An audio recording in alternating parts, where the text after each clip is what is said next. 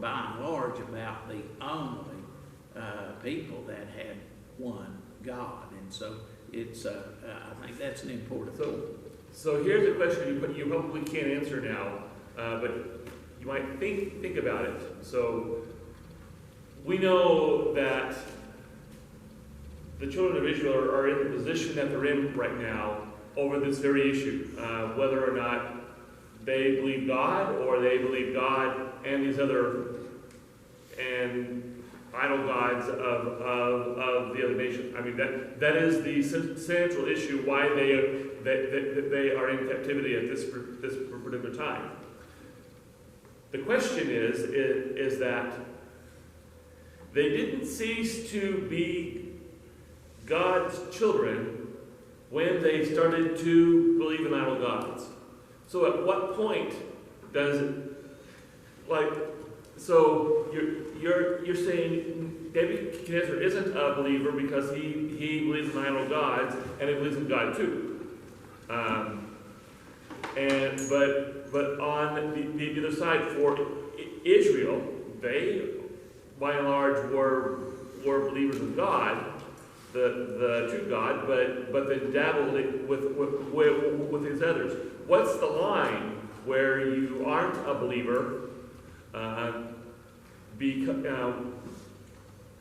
when you know because what you can say is that some of the Israelites and Nebuchadnezzar were not maybe too far apart because they all worshipped the true God and other gods. And I don't know what that line is. If there is a line, does that I think it makes sense. I think a lot of it, though, for me, goes back to the issue of Israel in their history in the Old Testament.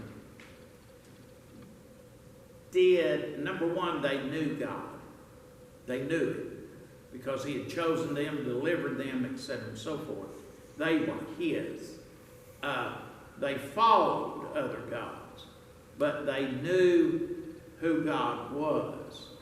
I think if you look at Nebuchadnezzar, now I'm not saying that Nebuchadnezzar is like everybody else. There were people who came to Israel, said, we want to follow your God because He's proven to Himself that He is God.